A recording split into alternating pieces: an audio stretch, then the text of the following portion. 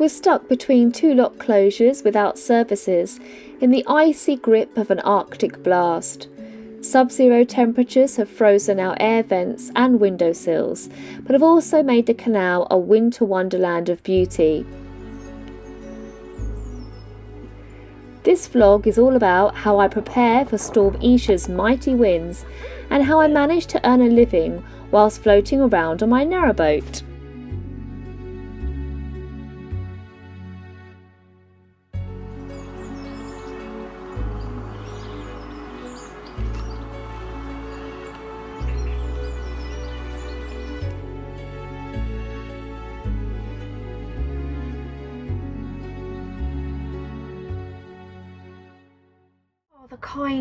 The kindness of Dave the boater on Narrowboat Anna has just dropped off some heat logs and some dog treats. That is so kind. Steph's already had a dog treat. That is so kind of him. This is the way we measure our water. We don't have a gauge. Some boats have proper gauges so you can actually see on a little screen, but we have a stick and it works really well. I'm now going to measure the water and see how much we've got, and then I'm going to measure to see how much fuel we've got. As well as our 500 litre water tank, we have got an additional 2 40 litre aqua rolls. This one is frozen slightly, hopefully that will defrost soon.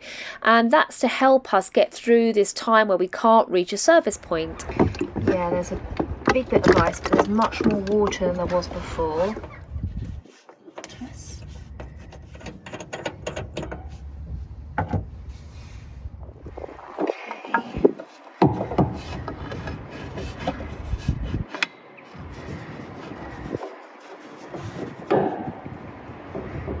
On the bottom, and there you can see just under half a tank of water. If I'm thinking common sense wise, in 1 week I've used half a tank, and that should mean that I can get through this week. Now this is the fuel gauge, so you can see that that's on full. That mark means half a tank. And with the fuel, because we're not going very far, you might think, oh, we're not using any fuel, but we are using fuel every time we put the heating on, our heating system, our Webasto heating system. Every time we put that on in the morning, which normally I do for about an hour every morning, that is using up fuel. So let's have a look how much fuel we've got. Let's really dip that off. Wow, got almost a full tank. That's good news because we can't get through this lock closure for another 5 days, and today Storm Isha is heading our way. You can hear the ice cracking.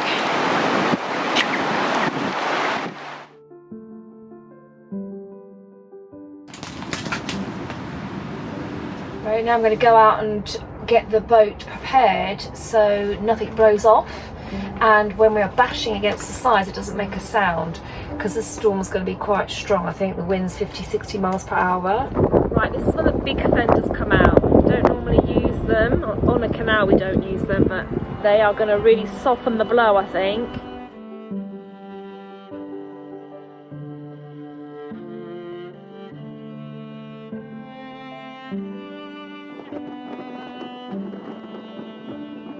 I've put the big fenders down, I have secured the internet pole, I've tightened the solar panel brackets, and I have made sure our ropes are secure, and now I'm just making sure the chimney hat stays on.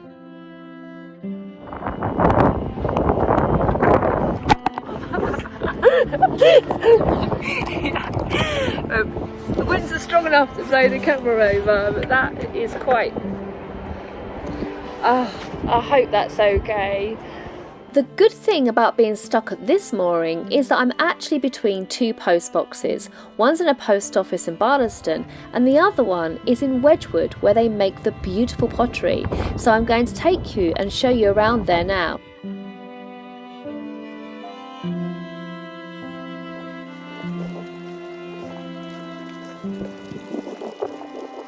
I'm posting copies of my 2022 and 2023 journal, and I'd just like to thank my amazing new printer Mark from Holbridge Design for his super quick turnaround of printing my new book, and I'm so pleased with the quality, and thank you so much if you've gone onto my Etsy shop and bought my new book already.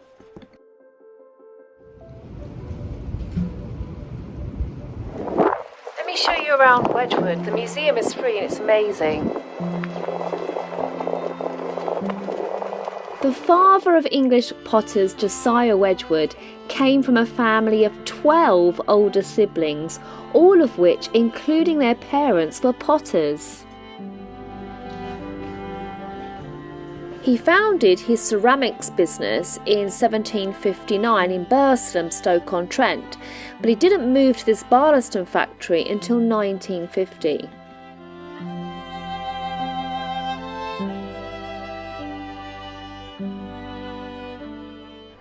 I really loved reading from this memory board of all people who visit the museum that used to work for Wedgwood. So for example, there is a Wedgwood designer from Longton here who used to design for the top hotels, even Concord. Robert Bullock, who packed the pottery for Concord, QE2 and NATO headquarters. Matt Riley, who worked on the Masterpiece collection for the Japanese market. There's a lady here who used to be a cup handler who worked her way up to supervisor, and then her daughter followed in her footsteps and worked for Wedgwood. But this one really tickled me. I have no idea what Wedgwood is, but maybe I'll ask my dad.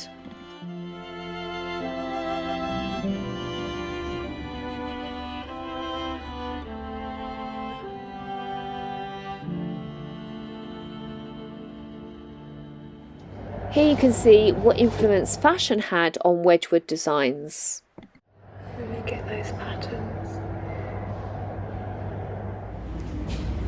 That's how they were packed in these barrels and straw to keep them secure. Knowing what an asset the canal would be to his business, Wedgwood did not only champion the Trent and Mersey Canal, he made the first cut. Look at this.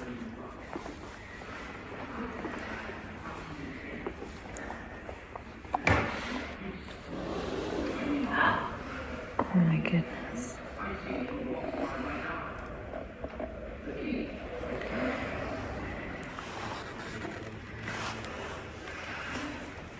He had a journal.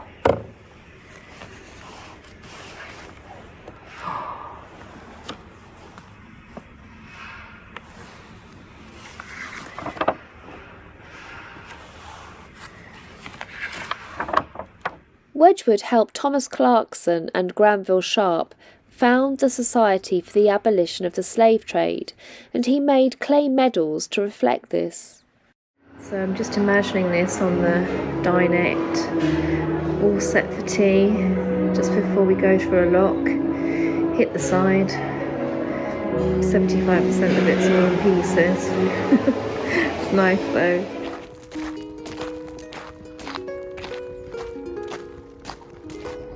Hemheath Woods, and this is Wedgwood's.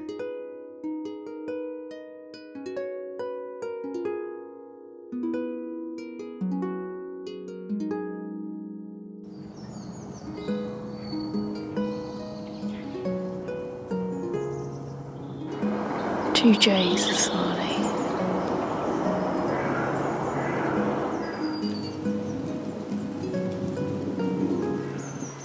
Even though it's too early for the nesting season, it looks like this jackdaw is checking out this tree hole as a potential nesting site. They are the only corvid that will nest in tree holes. They do love a chimney pot as well though.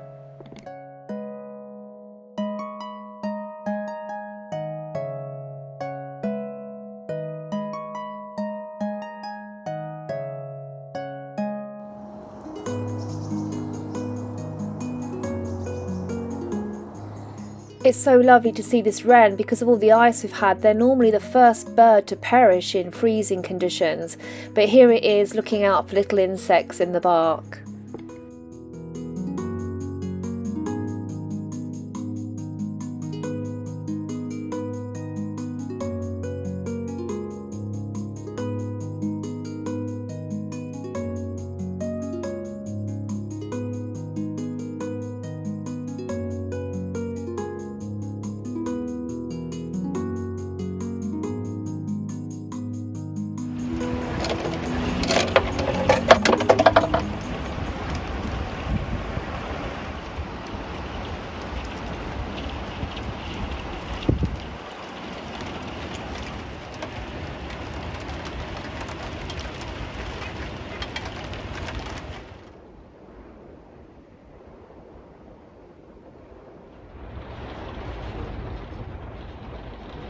thought it would be good for me to talk to you about how I earn a living on a narrowboat, just in case you're thinking of doing the same thing and you're thinking, can I transfer my work onto a narrowboat and continuously cruise? I used LinkedIn to help me set up my online teaching business, and I found my pupils this way. I set up a YouTube channel, which obviously you know about, with very kind patrons and coffee support, which helps that to grow. And finally, I set up an Etsy shop where I sell my journals. When you're working online then and remotely, the most important thing is your internet, because it's basically going to enable you to do your job properly. Now, on this narrowboat, we have Hawaii, I just never know how to pronounce it, but it's a box with that name. And it comes from the 3 network, and we have a pole on top of the narrowboat roof, which is probably going to fall off tonight in this wind. And that serves us well. But when we go to an area and the 3 network is not so good, what we often find is if we put our phones in the window, which are GIF-GAF and that's O2, then the signal can run perfectly well from that.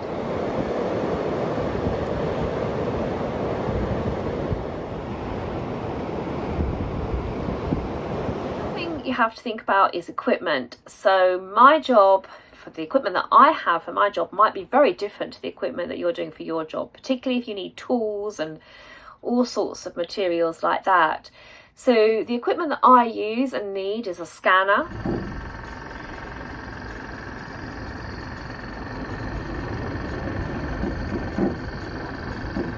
and I use a thermal printer to print off address labels.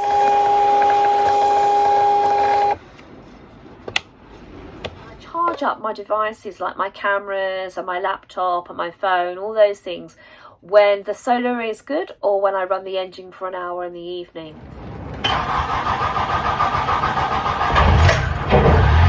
Hours, the strongest of the winds across its southern flank, affecting most of the UK. This is a very widespread amber warning, so a very wild night to come, those damaging winds continuing up until 6 a.m. in the morning.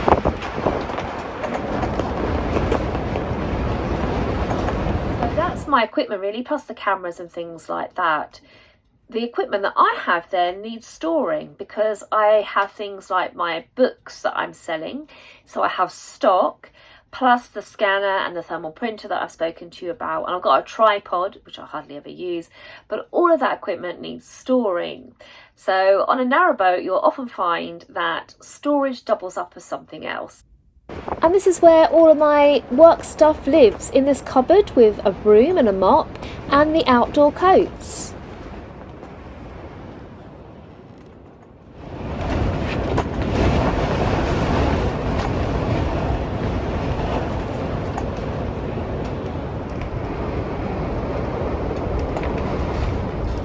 And even though I am working 7 days a week now, because literally I do work every day, I'm doing something work related every day, it doesn't feel like work, and I absolutely love it. I hope that's helped you. But if you do have any questions, please just drop them in the comments box, or write me an email, because yeah, I'd love to be able to help you in any way or answer any questions if I've left something out.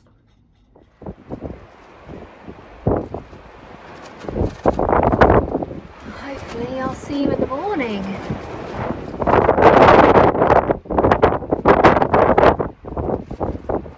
Right, it's the morning after Storm Isha. I didn't get any sleep. Storm Isha was not happy. I did not want anyone to get any sleep, I don't think, last night. She wanted us to stay up and party all night with her. Honestly. But it's not a bad thing, because I woke up, I must have had about an hour, and I wrote a poem. So I'll write that in my journal today. Isha has inspired me. Right, let's see along the canal. Oh, okay, Zeph. Let's see along the canal if there's any damage. I hope there isn't. Did you get any sleep last night, Zeph? Yeah, you look like you got loads of energy. Well, we've got hardly any ice left. The Canada geese are in the far field. I heard them this morning. everything. Oh, look. I haven't got a chimney hat. Oh, no. Oh, God, I was worried about that. Should have taken it off, shouldn't I? Right, so we're going to have our eyes peeled for you, Mr. Chimney Hat. Saf, you got to find the chimney hat. Believe it or not, there's another storm on the way today called Jocelyn. So I don't think I'm going to get much sleep either tonight.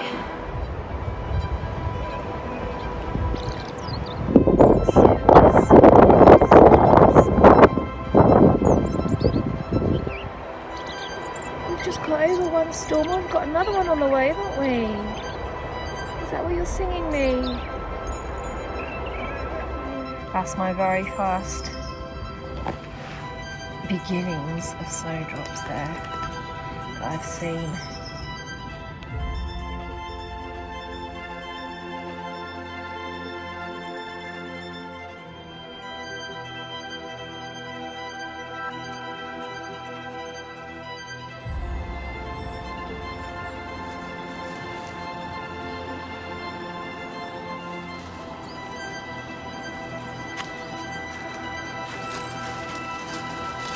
So I've just been waiting at the level crossing for about half an hour. The wind has set the sensor off and it won't come up. So I'm going to have to take a really long walk around to get to the canal. But then it looks like it actually might be opening again, so I start running back to try and catch the level crossing. Even though the barriers have shot up, the siren keeps going off, so they're not allowed to let anyone cross. I'm going to try this way instead. I start walking a very long and wide way around to get to my boat. But I kept looking back thinking maybe they've fixed it, maybe they have sorted it and I'll just turn round. Don't know what to do. I'm stuck in limbo. And the cars are still waiting there, so I'm committing now. I'm committing to this walk. There's Alice. Alice Gray is so near and yet so far.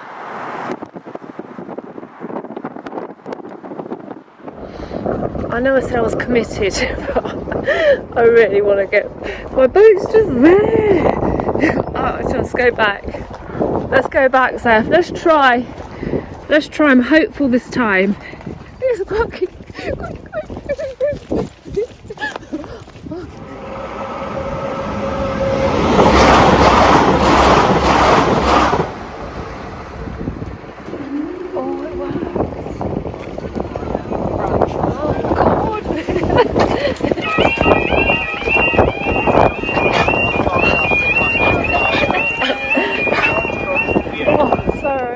It was lovely to be able to just walk 5 minutes back to the boat instead of walking another 50 minutes on top of the hour and a half I'd already walked this morning. Oh God, that is a relief. Come in, Seth, come on.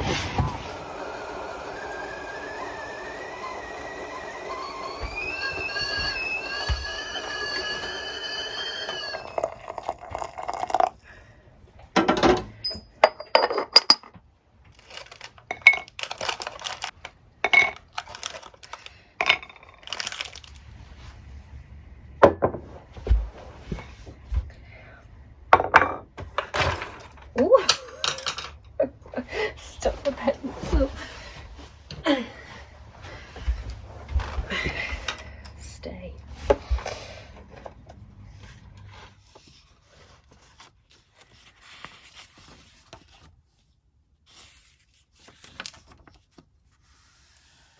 Isha descends as 61 wrens huddle, all ruffled, in a cave of a tree.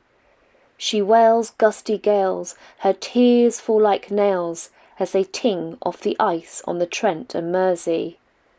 Hammering her roars on the windows and doors, shaking the boats with a "listen to me." Inside listeners hide and hope they are tied tight enough that Isha does not pull them free. Clouds like race horses ride fiercely in forces, their manes flames flying ferociously. And within walls of steel, every cry I can feel, like the wrens huddled ruffled in the cave of their tree.